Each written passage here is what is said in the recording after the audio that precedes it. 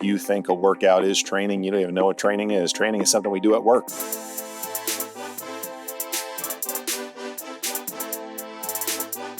My name is Brian Panuzzo. I am a former bond trader turned executive health and performance coach. I know exactly why your health keeps losing to your calendar, and I help you build a system that fixes it for good. I know your world as a financial professional because I lived it from the inside for 20 years. Welcome back to the show. This is the Success Lift podcast, and I am your host, Brian, and we are going to take last week's conversation of ranking, answering sort of my position on common diets, common supplements, and we're now going to extend it into the exercise space, the workout space, or the training space, as the fitness bros would say. You don't say workouts, we say training, like you know the difference. You think a workout is training. You don't even know what training is. Training is something we do at work. And so this week, I want to talk a little bit more about sort of, nuanced and context around different workouts that people do, specifically geared towards you, the high-performing financial professional. And if you're not a financial professional, that's okay too. We have some of you inside of our program and inside of our ecosystem. If you're not on a trading desk, if you're not a wealth manager, your responsibilities, your stress, your pressure is pretty similar. We have lots of medical professionals inside of our program, CEOs, entrepreneurs, just general corporate executives in C-suites at large organizations. And the stress on your life, the commute looks similar. You have to travel, you have to entertain, you have to do a lot of these things. And so while I often speak in the language of a Wall Street bro, finance pro, ultimately, if we chunk up just enough, your problems, your day, your structure, your schedule looks very much the same. And so I'm not going to make any suggestions around you should be in the gym for 2 to 3 hours a day and you should bring your Tupperware chicken and broccoli to your next client meal, because I know that that's not your life. And the most important thing that we can do when building a program for a client is to think about what they can adhere to. What does their schedule look like? We have clients who are able to get up at 5 a.m. and get to the gym before they get to their commute and get in the office. And some actually are training earlier than that. And we have some, because of the time that they have to be in and because of their commutes and their responsibilities, they don't have time to go to the gym from Monday through Friday. And so we have to be able to implement a plan that works and fits for them. And that's one of the mistakes I've been seeing so often over the last year or two as I've begun to attract more and more professionals that I would say, aren't your typical health coaching profile. What that means is that you don't have 50 pounds to lose or 60 pounds to lose or 80 pounds to lose. It's not just as simple as getting you to stop eating so much garbage and drinking 5, 6, 7 nights a week. Now, do we still have clients like that come into our world? Yeah, here and there. But for the most part, I've been talking more to someone who's training 5 days a week, who is prioritizing their health as much as they can, who is doing pretty good, eating pretty good. I just put my air quotes up for those of you on audio because there are just lots of common mistakes that people make that they don't realize they're making. They're incompetent. They're unconsciously incompetent. They don't know what they don't know. It's become a pillar of content, as they say in the business coaching and content creation world, is starting to highlight for you what you don't know. And you don't know that you don't know it. And so you keep repeating the same things. The things that worked for you when you were 25 and 35 don't work for you at 45. Not because necessarily our bodies change and you're destined to just become this old, decrepit, high-paying corporate executive, because I thought that too. It's because our lives change, our schedules change, the pressure changes. Sometimes the amount of time that we can commit to it changes. I certainly am not doing the same workouts at 25 as at 45, 48. So yeah, we got to consider keeping you healthy and safe and proper execution for sure. But for the most part, the decline that most people experience and get frustrated by is not due to age. It's due to habits creeping in over time. It's due to your life changing and you not changing with it. And so the number one thing that we do inside of our program in all pillars, whether it be nutrition, whether it be helping you with your scheduling, your morning routines, your evening routines, how to maximize your weekends, how to maximize your connection in your marriage and your fitness. We have to take into account, what does your schedule look like? And our program is 100% customized to you. Do a lot of our guys do a lot of the same things? Of course they do, because of the foundations. I've talked about it over the recent weeks. The nutrition foundation that we mentioned, the pyramid that nobody's talking about a few weeks ago, right? We build adherence into all of your programs. But just above that, we're eating lots of whole foods. We're prioritizing protein. We're getting fiber in. We're hitting our protein target every day, right? Then we're worried about meal timing and supplements and all the bullshit, all the things that you guys jump right to. What's the new workout that I should be doing because I'm bored with mine and I don't look the way I want to look, right? What's the diet that my buddy said that he lost 20 pounds on pretty easily that I should try now? Well, what we don't really think about is your buddy's going to put back 25 on sometime in the next 6 months. And so therefore that diet was not successful. Therefore the training was not successful. If it's not getting you the results that you want, how many times do you have to show up in the gym? I challenge you, next time you're in the gym, look around. If you've been going to that gym for a few years, you will see a lot of the same people. Do they look any different? Does it look like they've made substantial physical progress? Most of the time, the answer is no. And so we need to customize what it is that you're doing, but there are lots of ways to get this done. And so this short episode is my context, my nuance, my POV on some common and popular training philosophies, workouts, what people typically do to stay in shape, all right? So we covered the adherence and finding you the ideal program for you. But let's just talk generally from a high level, 30,000 foot. What is likely to be a typical program structure inside of a program like ours? Well, first you need to understand what the goal is for most of our guys. The goal is predominantly aesthetics. Now, whether you want to admit it or not, you likely want to look way better than you do right now. Don't lie to yourself. Don't bullshit yourself. All right. I don't care if you think that you don't need abs. You don't need to get abs. Okay. You don't need to have a bicep vein coming down your arms. All right. I'll tell you what happens. You get them. You're going to like it. All right. So that's not the goal in our program, but a lot of people have aesthetic goals, body composition goals, not just the scale going down. That's a mistake so many people make. They tie their results and how they feel about how they're doing to what the scale is saying. We look at progress pictures. We track our numbers in the gym. We make sure that we are categorizing and cataloging the biofeedback. How's our energy? What are people saying about us? How are our clothes fitting? Did you walk into a room recently and have somebody go, dude, man, what have you been doing? Your arms look good. Like you look more fit. Or at the pool over the last couple of weeks. Has anybody made a comment to you?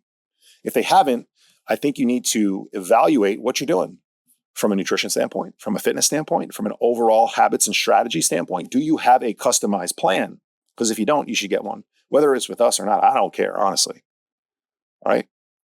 So this episode is going to go through a few of those common mistakes people make, things people do, and my thoughts on them. All right. And so in general, we tend to suggest to clients that they lift weights in a gym or at home or with a trainer or whatever. I don't care. Just pick heavy stuff up, push it till close to failure, right? That's something that not enough people do.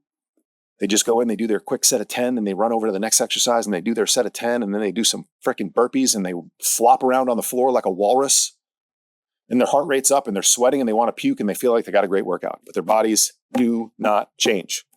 So we highly suggest that our clients lift 3 days would be great. 4 days would be ideal. Or maybe that's the other way around. I don't know. 4 days would be amazing. Some of our guys lift 5 days because they love to be in the gym. I lift 5 days a week, usually, depending on my schedule. We have clients that can only find 2 days a week to fit in. And so we make it work as best we can. All right. Our clients walk daily. We focus a lot on our steps. Cardio matters, but not for body composition. Cardio matters, but not for body composition. It ranks well below strength, walking, and nutrition for body composition. Right now, we help clients prepare for cardio dominant events. We have several clients that are running New York City Marathon in November. We have several clients that are doing a 3 days, 3 marathon event in the fall. Those are cardio dominant events. We are going to help them prepare for that. That is not where our expertise lies. Be fully transparent with you. But we help them do that. Okay, so we can fit in cardio goals into a body composition aesthetic transformation. All right. And so cardio is not the ideal way to get in shape. But for a lot of people, it's a mental focus thing. Like I have runners inside my program that like would go nuts if I told them not to run. It's how they clear their heads. It's how they de-stress. All right. It's how they challenge themselves. They want to run a faster marathon time. They want to go to do a race in a different terrain that they've never done before. All right. But in terms of preference, cardio is down on the list for us. Why is cardio down on the list? Well, it doesn't help you develop new lean muscle tissue. It is an inefficient source for fat loss, okay? Because it's going to make you more hungry than it is going to change your body. And then you're going to be fighting that fight of wanting to replace the calories. And when you go on a run and you burn 300 or 400 calories, I guarantee you're going to eat 500 or 600.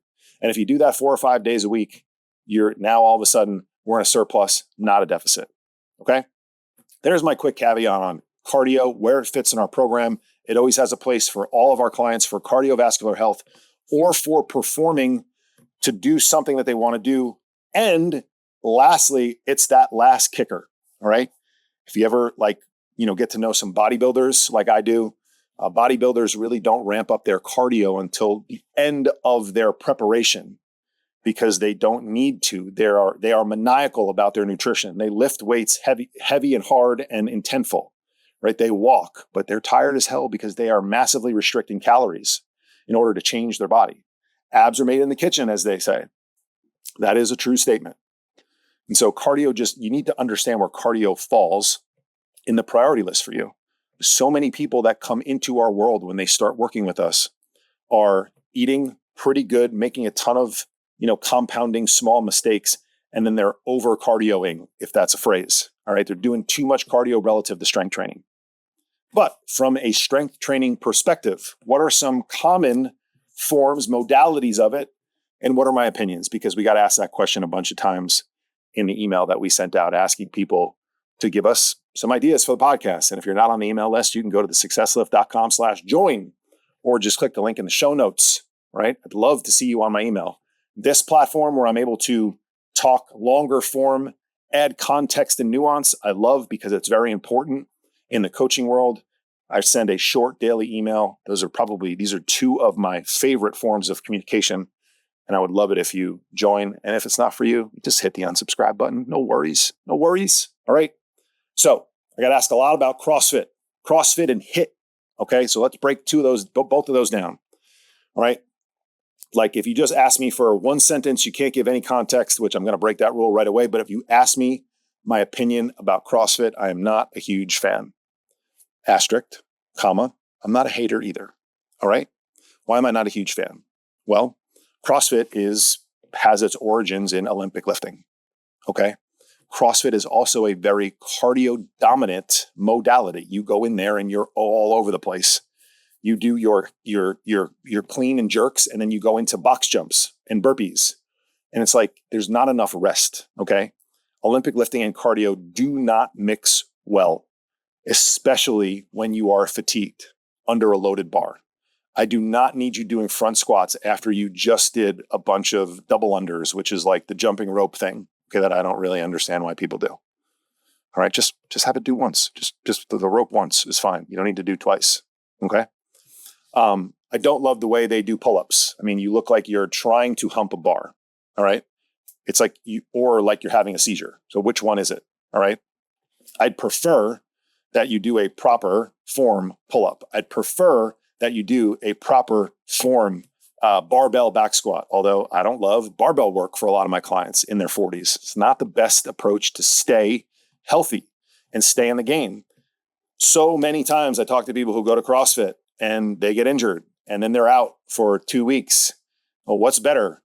Like killing yourself for 1 or 2 CrossFit sessions and then being out for 2 or 3 weeks, or just going to the gym every single day and doing some squats. Maybe we shift over to lunges or a leg press or a leg extension machine or leg curl machine or walking lunges or barbell RDLs or single leg RDLs, or like the list of exercises is endless to put the muscles that you are looking to change under tension, under load. We don't need to combine our cardio sessions with it. All right. I would prefer that you just move that weight responsibly and then you go do your cardio separately. Now, here's what CrossFit is great for. It's genuinely an amazing community and structure and accountability.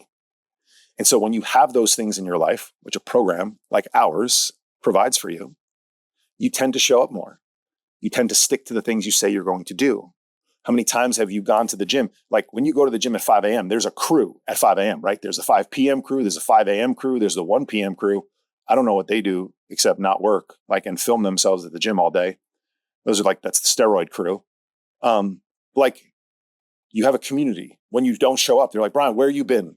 So I was a 5 a.m. gym guy for a long time. My son's high school schedule had me start to shift some stuff around. And for a reasonable period of time, I did not go to the gym at 5 a.m. My schedule changed a little bit. His schedule changed a little bit. I started to show back up at 5 a.m. Those guys were all over me. Where you been? So having a community, having a group of people in order to hold you accountable is really, really powerful. If you signed up for the 5 a.m. class last night, you're probably getting up to go. If you're going to try to go to the gym, there's my air quotes again for those of you on audio. If you're going to try to go to the gym, that alarm might go off and you might hit the snooze because your brain is talking to you. So it's great for community, great for structure, great for accountability. All right, let's move on to HIIT, which, my opinion, CrossFit's kind of like HIIT. Not exactly, kind of like HIIT. All right, HIIT style training, high intensity interval training. It's a very popular modality of training for a lot of busy professionals because it's very efficient with your time. It's also serving our monkey brains. We are moving back and forth from one to another. Truth be told, when I do my cardio, I actually do a lot of HIIT style training. I am jumping on boxes. I am grabbing dumbbells. I'm pushing a sled. I'm getting on a bike and pedaling as fast as I can. I get on a rowing machine and go fast, then I stop. I get on the treadmill, I sprint, I walk, I jog. I do defensive slides, I jump. Those of you who pay attention to me on social media, maybe Instagram, right, at Brian Panuzzo, you'll see me doing some of this stuff sometimes. And that's my basketball mind. Like for me to run in a straight line and get cardio in is torturous. So I need to move from station to station. That's HIIT style training. Now, most people incorporate more weights than I would in my scenario that I just described. But again, it's circuit style, station to station. All right. People gravitate to it in my world, my avatar, you, because of its time efficiency. All right. It's great for time management. It's great for cardiovascular work. What is it bad for? The main goal that you have: body composition, actual fat loss, if that's your primary strategy. All right. Your real goal is to change the way your body looks. HIIT style training is not efficient for that. Period. End of story. So what is my recommendation for you? I would de-emphasize HIIT as your main training method. I would then add some dedicated, what would look like more like a bodybuilder bro going into the gym, lifting weights. And then we go do our cardio at another time. How do we make time for all of it?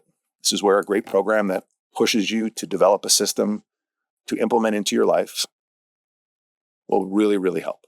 All right. You can blend the two when you need to, when you have no other choice. All right. And like I said, I do that with a lot of my cardio training with basketball, my basketball mentality. All right. Let's talk about not really a style of training, but something that is like off the charts popular right now. HIROX. HIROX is sort of the new Tough Mudder. For those of you who don't know what HIROX is, it is a competition style based event. I actually don't know. I think you can do it alone, but I've seen it popularized recently with partners. So you go with a partner. So I love that. Again, like anything that can bring together community, competition, partnership, accountability is A-okay in my book. So like, that's where CrossFit, like I used to be like, CrossFit sucks. It's the worst thing in the world, because I was solely focused on like the output versus what you want.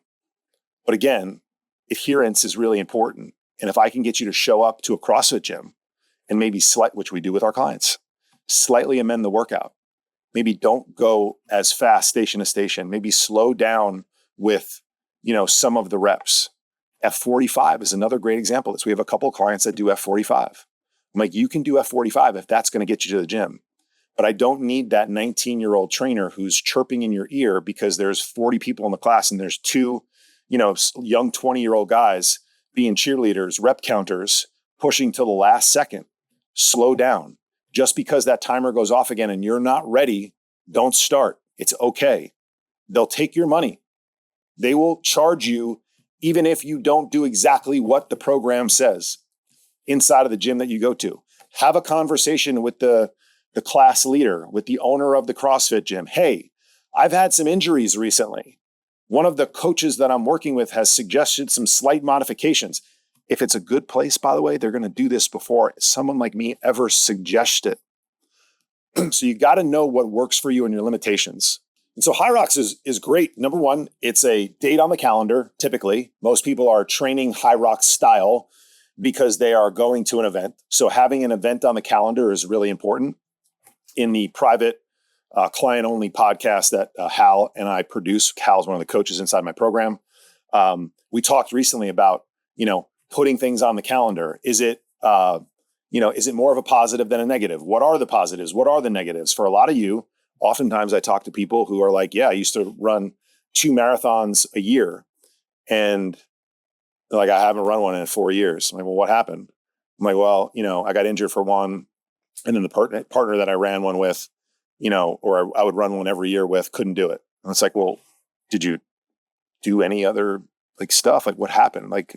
So a lot of times when the event on the calendar falls off for some reason, oftentimes out of your control, your whole plan falls apart. So if your plan is solely dependent upon the thing on the calendar, that's a problem. But that thing on the calendar can drive you to show up. So you're going to show up. If you're going to a HIROX, you got to prepare for it. All right. You probably have a partner. There is some community involved in it. Although the training is probably not community based, although I'm sure there'll be HIROX classes that there is. I think HIROX classes that have popped up, at certain gyms. What are the problems with HIROX? Again, it's cardio dominant. You're predominantly just running around. Yes, you are, doing sled pulls and pushes. You're doing wall balls. You're doing some walking lunges, I think, but it's the ski erg and I think it's the rower, and you're running a mile in between all of these events.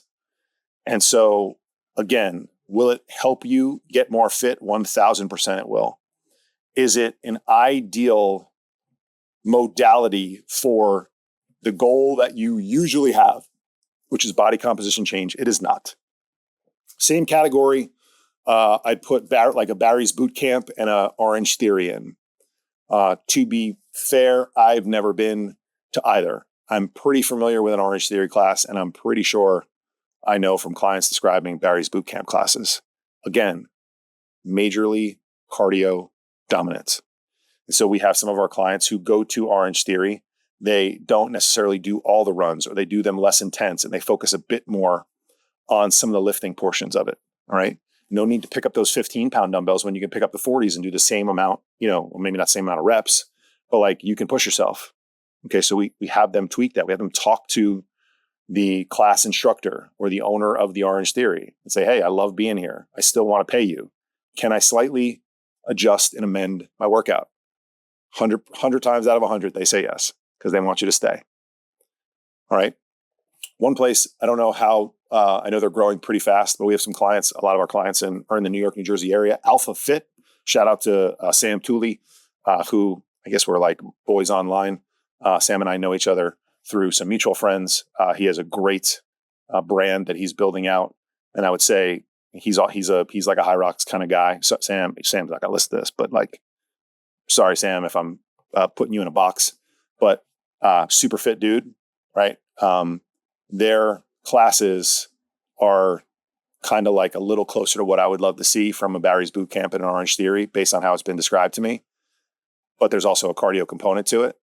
And so something like that, I prefer. We have some clients that go to their facilities because it checks the boxes. They need a class. Some of our clients need a class to show up. Some of our clients can only go during certain times, and therefore the class is beneficial for them, like on the weekends, Saturday, Sunday mornings, right? And they're open to, allowing them to like amend some stuff when needed, right? So a modality like I'm describing basically they're all the same thing. They just get slightly branded differently. But why are all of these modalities of fitness out there that people are very excited about and do often? Well, because there's benefit to it, and it also checks a box for you.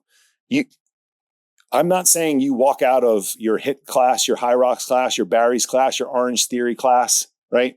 Your CrossFit class, and you go, that was a terrible workout. I don't think that I made any progress. Because you do feel great. You are sweating. You are gassed. Those endorphins are running. But ultimately, it doesn't end up in the result that you want. And that's what is the difficult part to get people to separate themselves from. So I've been telling you all the things I don't like. What do I like? What do I like? I kind of hinted at it in the beginning of the podcast. I want you to show up to the gym 2 days a week if you can, 3 days a week if you can, 4 days a week, ideally. If you're really into it and you're a meathead, 5 days a week is cool. I want you to lift weights. I want you to progressively move the weight up on the machine, take the heavier dumbbells, put more weight on the barbell. I want you to execute those reps with pristine execution. I want your form to be great, okay? And I want you to push yourself close to failure. And this is something that most people don't know. You don't know what failure is in the context of going to the gym and pushing yourself close to failure. So we teach our clients what is actual failure, because I could set up a scenario 100 times out of 100 where you think that you can only do 8 reps of something or 10 reps of something. And there's enough on the line. There's some motivation. The music's right. You get the right partner training you, or you have the right why in your head, and you get 12, 13, or 14 reps, 15 reps. I've told this quick story before. To clients, I don't think I've ever told on a podcast. There's a couple of trainers at my gym who are like, they look like they just got out of jail. They couldn't be bigger sweethearts, but they look like they just got out of jail. Big ass dudes, tatted up, like getting after it in the gym. And I wasn't training with them, but I'm friendly with them. They're teddy bears, by the way. They're super nice guys. But I was training right next to them, like on a cable machine. They were on one cable and I was on the other, right? And I'm doing the same exercise. Maybe it was I forget what it was. Tricep pull downs, right? Rope push downs. And I track, data is important. I track my sets and reps. So I'm in my app, right? The Success Lift app. All our clients get custom programming in our app. And I'm entering my reps with the exercise. And in the app, you can see what you did previously. And so I noticed like a week prior or 2 weeks prior, I was doing 8 reps of this weight. And I went to enter my reps and it was like 14. And I realized in that moment that you can't get 75% stronger in 2 weeks. Doesn't exist. Doesn't happen. Now, could I have been, under the weather, tired or whatever a couple weeks ago? Yeah, you could, but I wasn't. I remember. That's when I realized that being in an environment with other guys who were pushing themselves motivated me, quite frankly, to not look like a bitch and to push myself even more. And so 2 weeks prior, I had another 6 reps. I just didn't do them. Most of the time, you have more reps in the tank. Now, does every single set have to look like that? No, absolutely not. We ramp up our intensity. So you may go and do that like slow, controlled reps, 10 reps, right? Then we go up a little bit. Maybe we do 6 or 8 reps. Then we go up a little bit. Maybe we do 4 to 6 reps. Then we go up a little bit. We might only do 1 or 2. Then our work set, that's when we do as many as we can. What's the ideal rep range? It depends. It doesn't really matter, but it depends. Usually 6 to 8 reps, 8 to 10. If you're doing something that's called a compound movement, multiple muscle groups. So an incline bench press is going to recruit your chest, right? It's going to recruit your triceps. It's also going to get some shoulders in there. That's a compound movement. A squat is a compound movement. Glutes, hamstrings, quads. A bicep curl is an isolation movement. It's one muscle, bicep. You can take a bicep curl to failure much more safely than you can take a squat. There's less central nervous system fatigue on a bicep curl than there is a squat or a press. And so we can do higher reps typically with the bicep curl or the tricep extension or the dumbbell lateral raise. Here's another thing. My shoulders and wrists and elbows don't feel great when I do really heavy dumbbell lateral raises. So I tend to do sets of 20, 25 reps. If I did 20 to 25 reps of a squat, I start to get physically tired, both mentally and cardiovascularly. Physically, cardiovascularly, that's a word. I just made it up. I get way more tired before my legs ever give out. So while rep ranges don't matter from building muscle, they do matter from building strength. And they do matter when it comes to sort of the nuance of like, well, I don't really want you doing sets of 25 on the leg press.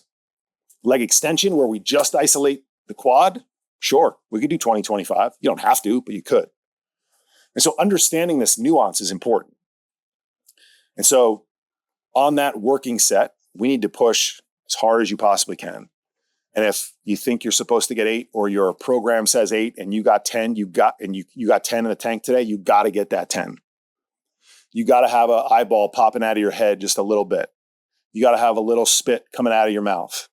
Maybe politically incorrectly, as I say to my clients, you got to have a little Tourette's on that last rep or two. Fuck Brian. Like, F this. All right? You got to be a little dizzy when you're done.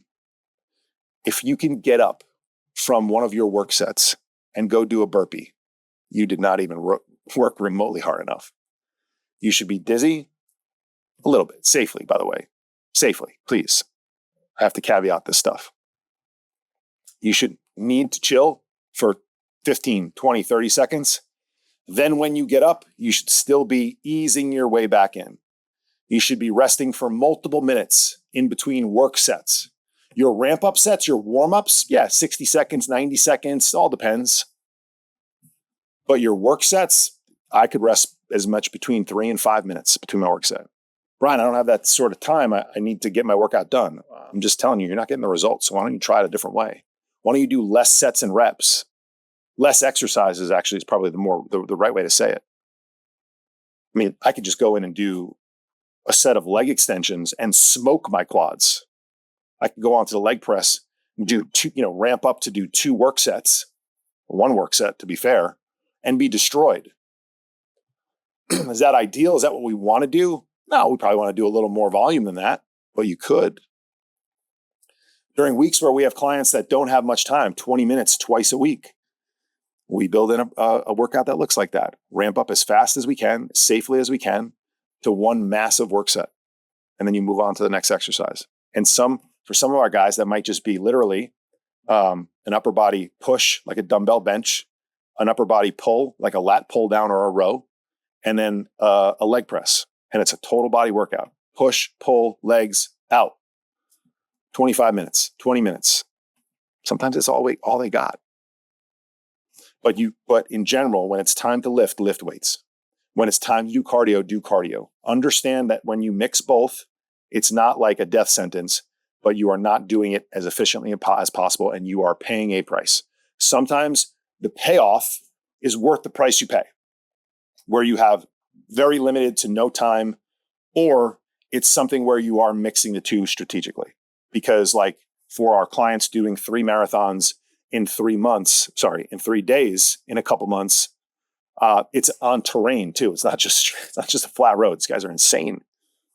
So we're building in a lot of lower body work like Stairmaster and rowing machine and walking lunges and things like that, combined with cardio. Because if I just did a heavy, I can take 100-pound dumbbells and do lunges with them. That's pretty impressive. It's not just me saying, it's other people. All right. But if you then ask me to go walk for 45 minutes on terrain after that, that might be really hard. And so maybe it's more like 30 or 40 or 50 pound dumbbells for a set of, 10 to 15. And then we get them on the treadmill walking, at a reasonable pace, and then heading over to the Stairmaster machine, and then a slight pause because they're going to be resting during 3 marathons in 3 days. And then we get back to the dumbbells and we push again. And so understanding what you're training for is very important. If you found this episode helpful, will you shoot me a text at 917-709-4283 or send me an email at brian@thesuccesslift.com and let me know. Let me know what else you would like to hear on this podcast. What are you struggling with? What questions do you have that we can help you answer? That would be much, much, much, much, much appreciated. And if there's somebody that needs to listen to this, shoot them the link, send it to them, let them know that you listen to this dude and he doesn't suck. Appreciate you guys. See you back here next week.